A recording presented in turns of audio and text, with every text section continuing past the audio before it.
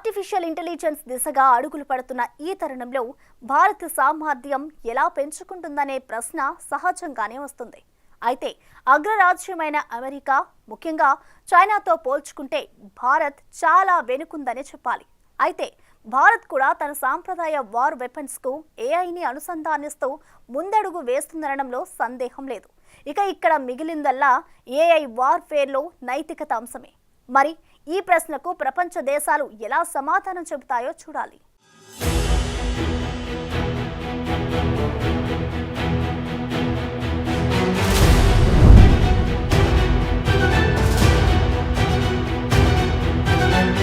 Bharat China మధ్య ఇప్పటికిప్పుడు యుద్ధం జరిగితే 10 రోజుల్లో భారత్ ఓడిపోతుందని రక్షణ రంగానికి సంబంధించిన వార్తలను ప్రచురించే ఫోర్బ్స్ మ్యాగజైన్ ఓ నివేదికలో పేర్కొంది. స్వల్ప ప్రాణ నష్టంతోనే డ్రాగన్ కంట్రీ అరుణాచల్, లడఖ్ను ఆక్రమించుకోవచ్చని అందులో తెలిపింది. కృత్రిమ మేధా సాంకేతికతతో సరికొత్త యుద్ధ రీతులను చైనా అమలు చేయటమే భారత్పై చైనా పైచేయి సాధించటానికి కారణమని అభిప్రాయాలు వ్యక్తమవుతున్నాయి. ఎందుకంటే యుద్ధంలో ఏఐ సాంకేతికతను అందిపుచ్చుకోవటంలో చైనా కంటే భారత్ 15 సంవత్సరాలు వెనుకబడినట్టు నిపుణులు చెప్తున్నారు.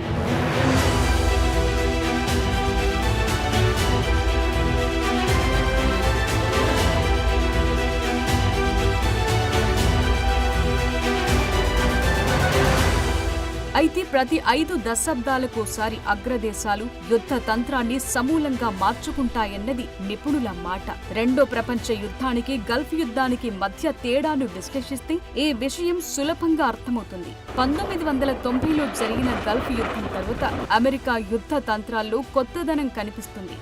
గడిచిన 30 ఏళ్లలో అగ్రరాజ్యం ఎన్నో అధునాతన సాంకేతికతలను యుద్ధ క్షేత్రాల్లో వినియోగించింది. అయితే ప్రపంచంలో నంబర్ 1 స్థాయికి చేరాలని ఉవ్విళ్లూరుతున్న చైనా పొరుగు దేశాల ఆక్రమణే లక్ష్యంగా పావులు కదుపుతోంది. అలాగే అమెరికాను మించి టెక్నాలజీ వాడాలనే ఆతృతతో అడుగులు వేస్తోంది. దీనికోసం సాంప్రదాయ యుద్ధ రీతులను విడిచిపెట్టి ఏఐ వార్ వైపుకు ఆసక్తి చూపిస్తోంది.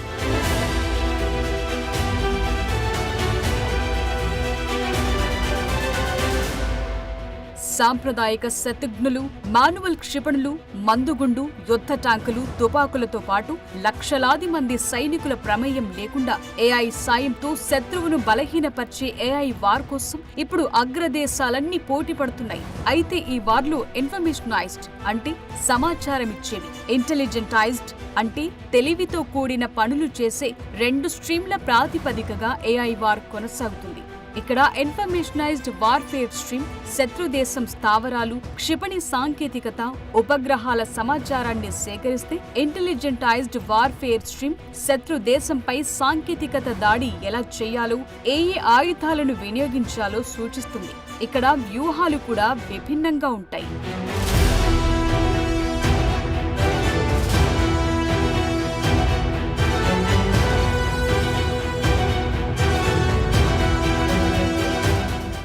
సాంప్రదాయ యుద్ధంలో భూ, సముద్ర, గగనతల మార్గాలపైనే ప్రధానంగా దృష్టి సారిస్తారు. అందుకే ఇప్పటి వరకు అన్ని దేశాలు ఆర్మీ, నేవీ, ఎయిర్ ఫోర్స్ దళాలను భద్రత కోసం వినియోగిస్తున్నాయి. అయితే ఏఐ వార్లో సమాచారానికి సంబంధించిన వార్ఫేర్ స్ట్రీమ్ కింద సైబర్, ఎలక్ట్రోమాగ్నెటిక్, స్పేస్, అలాగే ఇంటెలిజెంటైజ్డ్ వార్ఫేర్ స్ట్రీమ్ కింద స్వయంచాలిత ఆయుధాలు, robotic soldiers, internet of military things వాటిని రంగంలోకి దింపుతారు. అంటే యుద్ధ క్షేత్రంలో సైనికులకు బదులు రోబోలు, ఆటోమేటిక్ యంత్రాలు ప్రత్యర్థులతో తలపడతాయి. వీటిని cloud, big data, intelligent network programming codes వంటి ఏఐ వ్యవస్థలు ఆపరేట్ చేస్తాయి.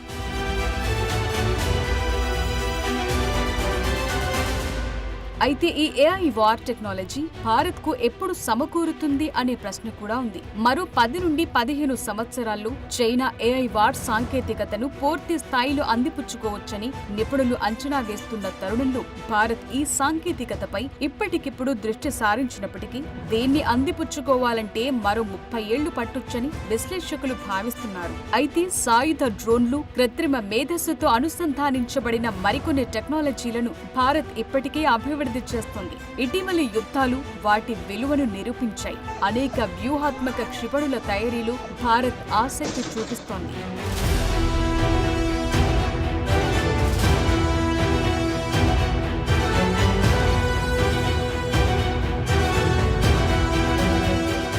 ఇక భారత్ చుట్టూ నీరు అధికంగా ఉండటం వల్ల సాయుధ అటానమస్ అండర్ వాటర్ వెహికల్స్, సాయుధ మానవరహిత ఉపరితల వాహనాల విస్తరణపై భారత్ పనిచేస్తోంది.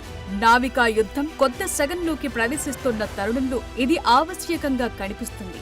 అయితే ఈ అధునాతన వ్యవస్థలు కొన్ని ప్రమాదకర నావికా మిషన్లలో సాంప్రదాయ టార్బిడోలను ఎక్కువగా భర్తీ చేస్తున్నాయి. భవిష్యత్తులో ఈ సాంకేతిక పురోగతిలో తదుపరి దశగా సాయుధ remotely operated under water vehicles విస్తరణకు మార్గాలు పడుతున్నాయి. ఇవి భారీ శత్రు నౌకలను ఓడించడానికి, ప్రమాదకర వాతావరణంలో మానవ ప్రమాదాన్ని తగ్గించడానికి సహాయపడతాయి. అలాగే చిన్న నౌకలను ఎనేబుల్ చేయడం ద్వారా నావికా యుద్ధాన్ని విప్లవాత్మకంగా మార్చుతాయి. ఇక మానవ ప్రమేయం లేకుండా ఏఐ తెలివితేటలతో సాంప్రదాయ జలంతర్గాముల కంటే మెరుగైనవిగా పనిచేస్తాయి.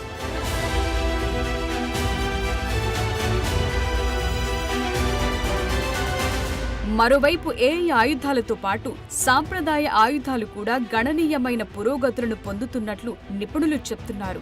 వాటి ప్రభావం, ఖచ్చితత్వాన్ని మెరుగుపరచడానికి ప్రయత్నాలు జరుగుతున్నాయి. ఇందులో భారత్ సెల్ఫ్ సస్టైన్ అవుతోంది. అయితే థర్మోబారిక్ పేలుడు పదార్థాలు వంటి పేలుడు సమ్మేళనాల్లో ఆవిష్కరణలు సాంప్రదాయ ఆయుధాల పేలుడు ప్రభావాన్ని, ప్రాణాంతకాన్ని గణనీయంగా పెంచుతున్నాయి. ఈ అధునాతన పేలుడు పదార్థాలు శక్తివంతమైన షాక్ వేవ్లను, వేడిని సృష్టిస్తాయి. అందుకే కొత్త ఫ్యూజింగ్ సిస్టంల అభివృద్ధితో వార్హెడ్ ఇనిషియేషన్ టెక్నాలజీలు అభివృద్ధి చెందుతున్నాయి. ఈ వ్యవస్థలు ఖచ్చితమైన సమయం, పేలుళ్ల ట్రిగర్ను నిర్ధారిస్తాయి. అలాగే నిర్దేశిత లక్ష్యాలపై గరిష్ట ప్రభావాన్ని చూపుతాయి.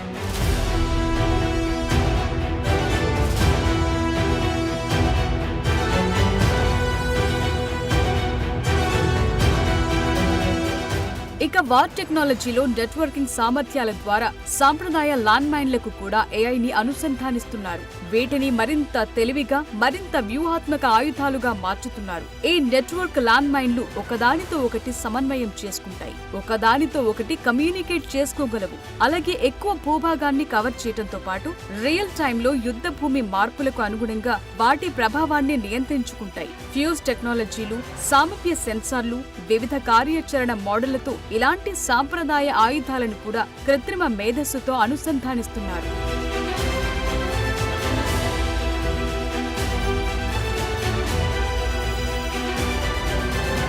అయితే ఏఐ వార్ఫేర్లో నైతికత ప్రశ్న మొదటి నుండి వస్తోంది. ఆర్టిఫిషియల్ ఇంటెలిజెన్స్ తో నెక్స్ట్ జనరేషన్ ఆయుధాల సాంకేతికత అభివృద్ధి చెందుతున్న కొద్దీ యుద్ధంలో నైతికత చర్చ కూడా ముఖ్యంగా మారింది. ఏఐ ఆధారిత ఆయుధాల వ్యవస్థల అభివృద్ధి, విస్తరణ అంతర్జాతీయ మానవతా చట్టాలకు అనుగుణంగా ఉండేలా చూసుకోవటంలో సవాళ్లు ఎదురవుతున్నాయి. పౌరులకు అనుకోని హానిని నివారించడం వంటి కీలక ఆందోళనలు ఇందులో ఉన్నాయి.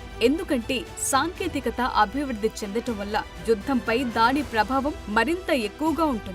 దాన్ని నియంత్రించడానికి అన్ని దేశాలు కలిసి నిర్ణయం తీసుకోవాల్సిన అవసరాన్ని నిపుణులు సూచిస్తున్నారు.